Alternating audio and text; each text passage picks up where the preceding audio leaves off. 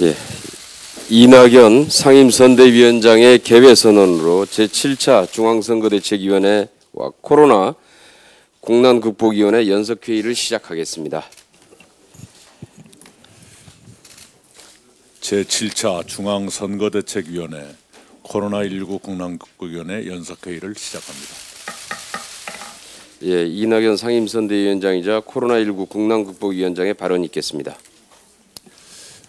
조금 뒤에 대통령 주재 3차 비상경제회의가 역사상 처음으로 재난에 대응한 긴급 생계지원금을 결정합니다.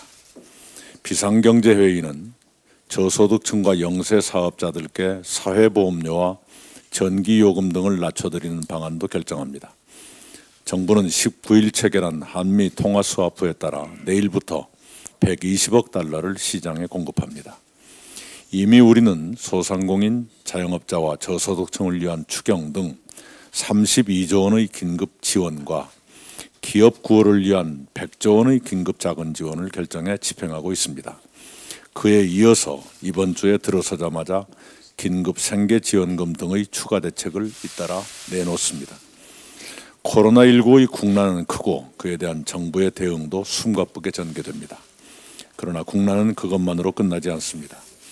국난 극복을 위한 우리의 몸부림은 앞으로도 계속돼야 합니다.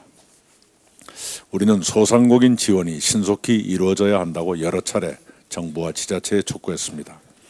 오늘 아침 소상공인 센터 줄서기는 지난주보다 확연히 줄었다고 중소벤처기업부 장관께서 저에게 알려왔습니다. 우리의 노력은 효과를 내고 있습니다. 코로나19로 치료받으시는 환자보다 완치되신 환자가 더 많아졌습니다. 우리의 방역체계와 기술을 도입하는 국가도 늘어나고 있습니다. 그러나 코로나19의 감염 위협은 수그러들지 않고 있습니다. 해외 입국자들 가운데 확진자가 계속 나옵니다. 요양기관과 일부 종교시설에서의 집단 감염도 지속됩니다. 정부는 4월 1일부터 모든 해외 입국자들께 2주간 의무 격리를 시행합니다. 그것을 거부하는 사람에 대한 처벌은 강화됩니다. 지난 주말에도 많은 국민께서 집 밖에 나가 가까운 사람들을 만나며 봄을 즐기셨습니다. 자칫 방역의 긴장이 풀릴 수도 있습니다. 그러나 아직은 그럴 때가 아닙니다. 해외 입국자를 포함한 모든 내외 국민들께서 방역 수칙을 엄수해 주셔야 합니다. 몇 차례 연기한 개학이 4월 6일로 다가옵니다. 방역당국과 전국 교육감들은 학교 문을 4월 6일에 열기는 어렵다고 말씀하십니다. 개학은 하되 온라인 수업을 하자는 의견도 많습니다. 교육당국과 방역당국이 긴밀하게 협의해 금명간 결정할 것입니다. 역시 학생들의 건강을 가장 중시해야 한다고 생각합니다. 긴급 생계지원금 문제가 논의되는 동안 국민들께서 많은 지혜를 내놓고 계십니다. 생계가 어렵지 않은 가정은 지원금을 반납하거나 기부하자는 움직임도 있습니다. 긴급 생계지원금 대책이 발표되면 그런 논의와 움직임은 더 활발해질 것입니다. 나눔과 연대를 실천하려는 값진 논의이며 운동이라고 생각합니다. 그런 가운데 우리는 4.15 총선을 치릅니다. 우리는 앞으로도 국난의 극복과 국민 고통의 완화에 집중하며 선거에 임할 것입니다. 우리는 반드시 국민을 지킬 것입니다.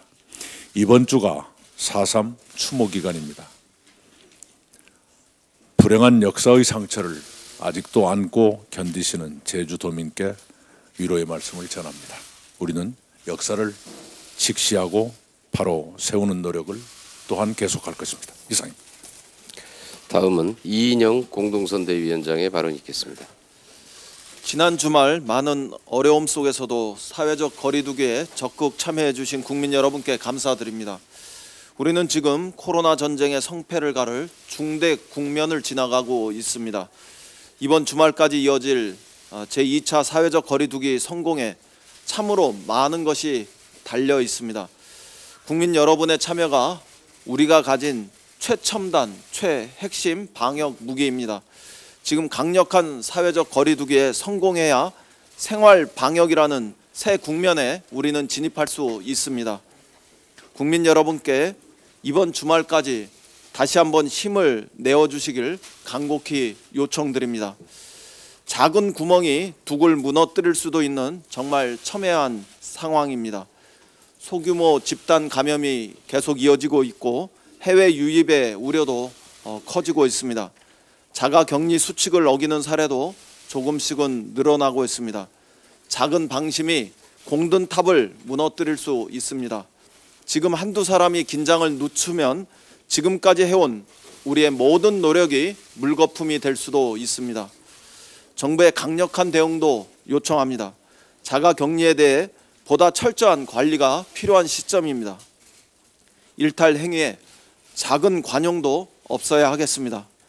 해외 유입 차단을 위해서도 특단의 조치를 강력하게 취해 나가시길 바랍니다.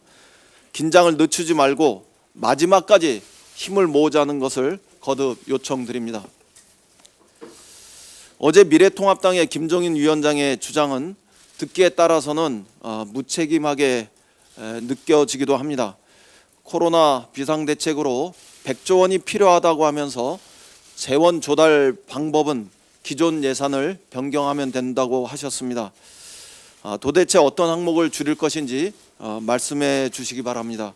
조국을 지키는 국방비인지 아니면 우리 아이들의 미래가 달린 교육비인지 또 아니면 아랫돌 빼서 윗돌 채우는 식으로 아동수당과 어르신 기초수당을 삭감할 것인지 우리는 매우 궁금합니다.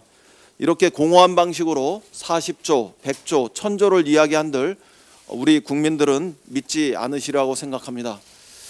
그러나 100조 규모의 숫자의 적절성 논란은 논외로 하더라도 미중유의 경제 위기를 극복하기 위한 발상의 전환은 꼭 필요하다고 봅니다.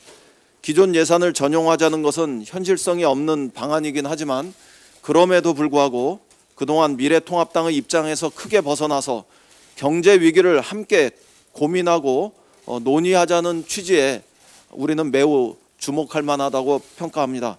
이러한 내용이 김종인 위원장의 개인적 견해인지 아니면 미래통합당 전체의 의견인지 확인할 수는 없습니다만 기본적으로 미래통합당의 자세와 입장 전환으로 이어지기를 기대합니다. 아울러 선거 전이든 선거 후든 상관없이 민생 경제를 회복시키는 데 있어서 재정의 적극적 역할 방안을 마련하는 데 여야가 함께 머리를 맞댈 수 있기를 기대합니다. 지난 주말 황교안 대표는 상식을 벗어난 거짓 선동을 하신 것에 대해서 국민들께 분명히 해명해야 합니다. 첫째, 정부의 대구 봉쇄 조치라는 발언은 지역주의를 노린 선거용 거짓 정치 선동입니다. 누구도 대구를 봉쇄한 적이 없고 한순간도 대구를 봉쇄한 적이 없습니다.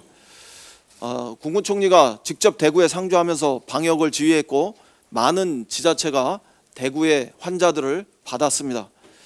두 번째, 안전보다 중국이 먼저를 외친 무능한 문재인 정권이란 비방은 사실관계를 완전히 무시한 정말 무책임한 거짓 정치 선동입니다. 누구도 안전보다 중국이 먼저라고 주장한 바가 없습니다. 셋째, 교회에 집단 감염에 책임이 있는 것처럼 매도했다, 이런 주장도 일부 기독교 표심을 의식한 거짓 정치 선동일 뿐입니다. 정부는 지속적으로 종교계의 사회적 거리두기 동참에 깊은 감사를 표해왔습니다.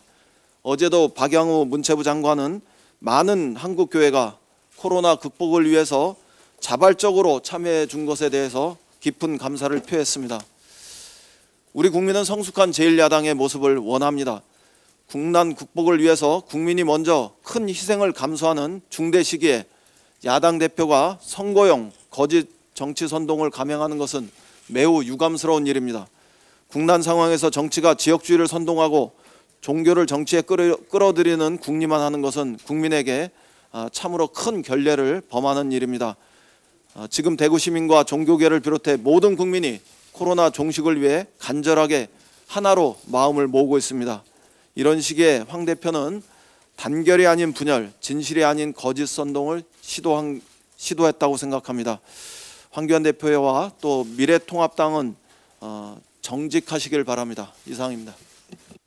네, 이어서 김진표 공동선대위원장의 발언이 있겠습니다. 우리 당의 비상경제대책본부에서는 정부가 발표한 소상공인, 자영업자, 영세 중소기업에 대한 금융 지원 조치가 현장에서 신속하게 이루어질 수 있도록 여러 가지 대책을 제시해 왔습니다. 서면으로 상세하게 보고드린 것과 같이 금융위, 금융감독원, 감사원, 중소기업부, 행안부 등 모두 적극적으로 동참해서 신속한 금융지원 환경이 조성되고 있습니다. 아직까지는 대출을 신청한 소상공인들이 지원을 받는 비율이 10%대에 머물고 있습니다마는 4월 1일부터는 좀 더 빠르게 개선될 것입니다.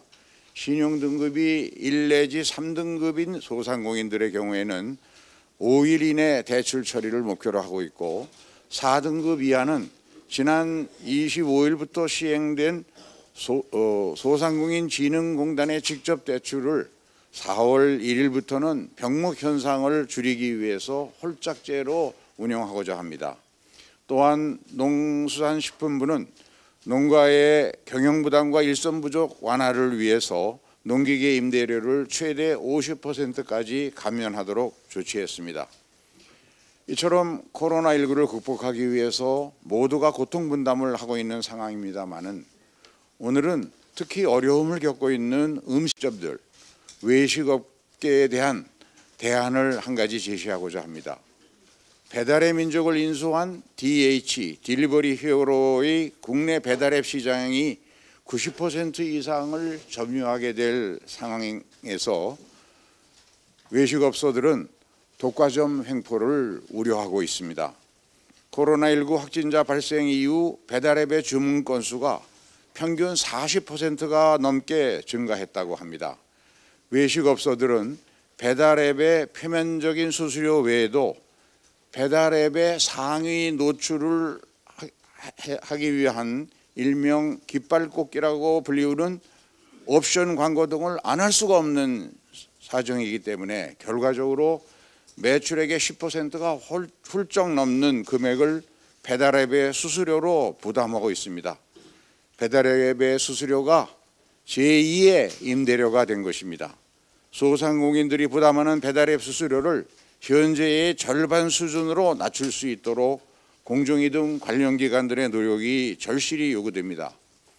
또한 얼마 전 우리를 훈훈하게 해주었던 착한 임대료 운동에 이어서 최근에는 착한 소비자 운동이 확산되고 있는데 자영업자들에게 조금이라도 힘이 될 수 있도록 좀 귀찮더라도 배달 앱보다는 매장에 직접 주문하기 운동 등에 동참해 주셨으면 고맙겠습니다.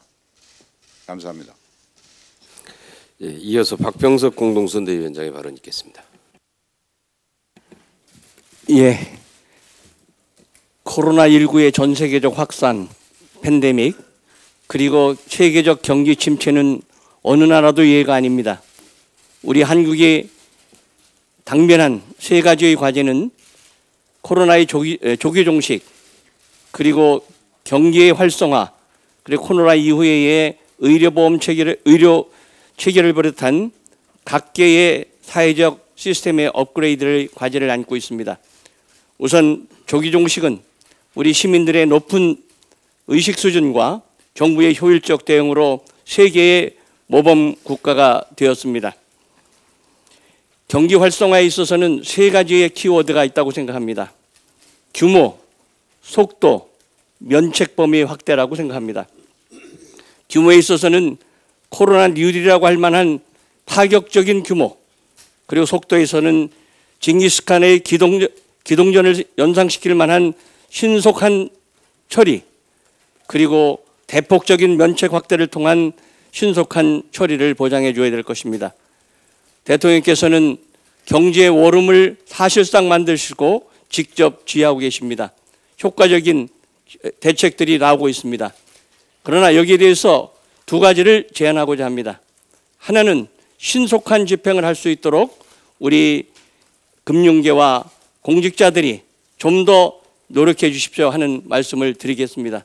가장 중요한 것은 이것을 보장하기 위해서는 감사원, 그리고 금감원, 총리의 특별 담화 및 서면 약속이 필요할 것이라고 생각합니다. 하나는 IMF와 2008년 금융위기를 극복했던 데 관여했던 분들로 하여금 정책 자문단을 구성하는 것을 제안하고자 합니다. 김종인 대표에 관해서 한 말씀만 드리겠습니다. 선거구호는 70년 전 구호, 그리고 의료보험은 50년 전 말씀을 들고 나왔습니다. 50년, 70년의 과거 퇴행적 모습입니다. 이번 21대 국회의원 선거는 촛불 10연 혁명 이후에 최초로 구성되는 국회입니다. 당연히 촛불 정신을 구현할 수 있는 분들이 국회의 주된 구성원이 되는 것이 합리적이고 당연하다는 생각을 갖고 있습니다. 이상입니다. 예, 다음은 제주의 선거를 지휘하고 계시는 강창일 공동선대위원장님 발언 있겠습니다. 예, 강창일 의원입니다.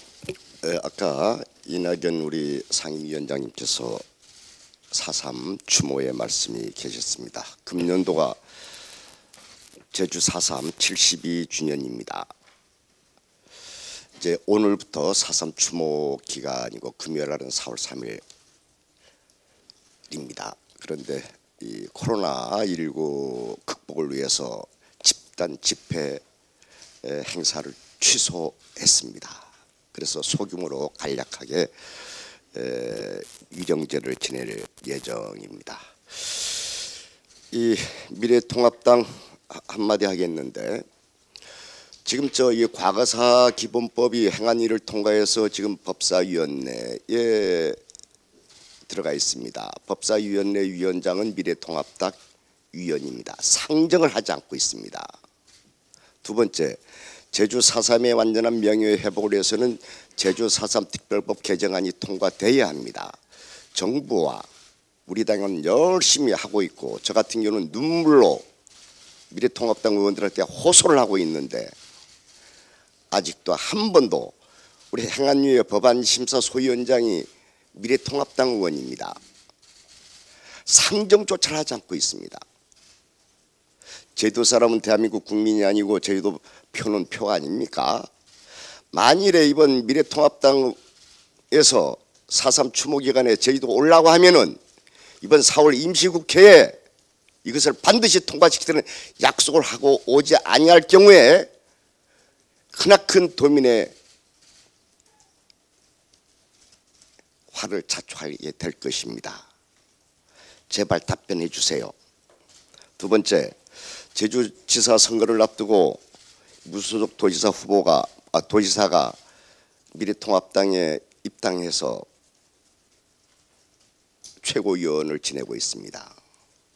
지금 제주도 많은 도민들이 우려를 하고 있습니다. 혹시 옛날처럼 4년 전처럼 광권 선거가 이루어지지 않는가?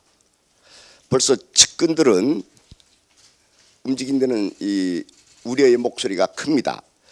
이 자리에서 다시 한번 이 원희룡 지사와 원도정 얘기하는데, 그 구태의연한 그런 옛 잘못된 작태 자행하지 마시기를 두 눈 부릅뜨고 살펴보고 있다, 이렇게 말씀을 드리고, 또 하나 그런 식의 일이 자행될 때는 결코 좌시하지 않겠다는 것을 잘 염두에 두시기 바랍니다.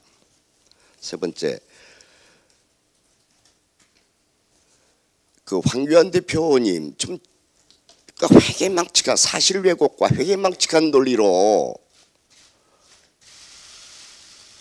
코로나19 문제 운운하고 있는데, 뭐 교회에 감염된 사실 한 번도 없다고, 또 대구봉쇄, 언제 대구봉쇄 우리가 했어요?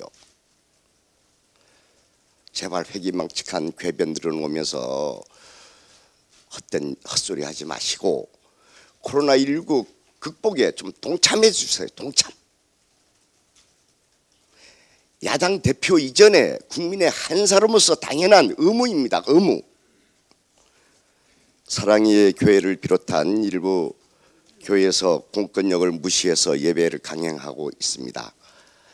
예수님께서 이웃을 사랑하라고 했는데 이웃은 저 하늘에 있지 않고 바로 옆에 있습니다. 그 교회 옆에 있는 사람들 먼저 사랑해 주세요.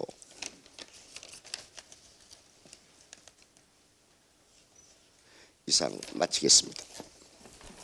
예, 이상 모두 발언을 마치고 회의를 비공개로 전환하겠습니다. 언론인 여러분들의 협조를 부탁드립니다. 사랑 제1